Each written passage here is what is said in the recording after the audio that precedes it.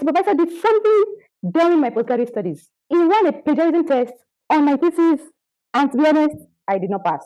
And trust me, I did not copy someone else's work.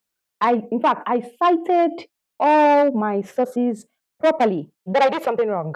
I will tell you what I did wrong in this video, and I will share with you in 3 simple steps how to avoid plagiarism in your research and your thesis writing. Hello, and welcome back to my channel. I am Dr. Mojirayo, and I help students and researchers grow in academic writing, research, and confidence presentation, no matter your field. If you want to stay relevant, ethical, and confident, then you need to click that subscribe button now. Do that now. Back to the story.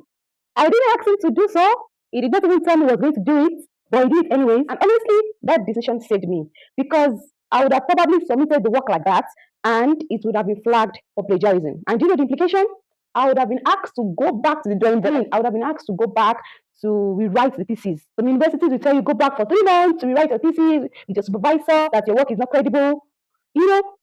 And you know what that means? You will not be able to continue with your colleagues. I'm saying all of this for us to understand the implications of not doing your thesis right or doing a proper referencing. Now, this is what made my own work a bit interesting.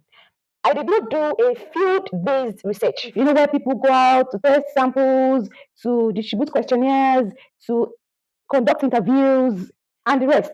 I didn't do that. My work was more of a text-based research. I read different literatures, and then I analyzed the literature, I criticized constructively, and I compared scholarly opinions. And that was where I got into trouble. Not because I copied anybody's work, not because I did not review the literature, not even because I did not add my voice, because I actually did. I added my voice. I cited a lot of authors.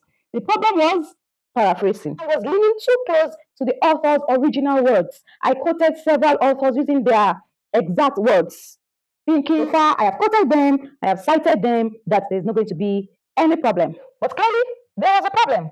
What did I do? When I saw that I did not get up to the required 80% originality, I had to go back to work and paraphrase a lot of paragraphs, a lot of sentences for several hours. But trust me, that's better than your work being returned to you to rewrite. That was when I learned a painful but powerful truth that you can cite perfectly and still get flagged for plagiarism. For those who don't know, plagiarism is using someone else's words without proper credit.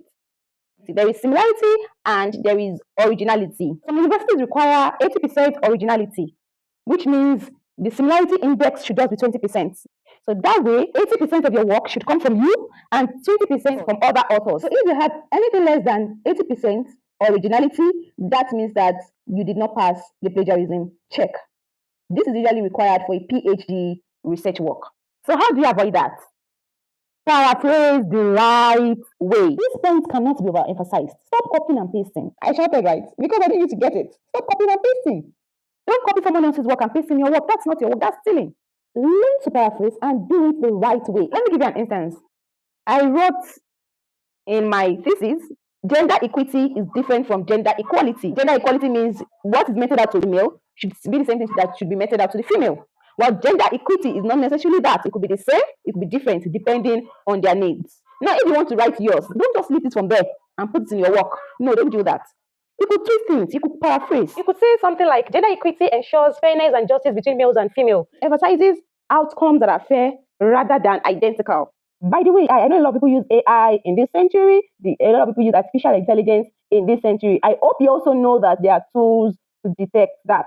If you want me to film another video to explain how to safely use AI, then drop it in the comment section. So back to business. If you copy directly from a source and you add a citation thinking you're safe, I'm sorry to tell you, you're not.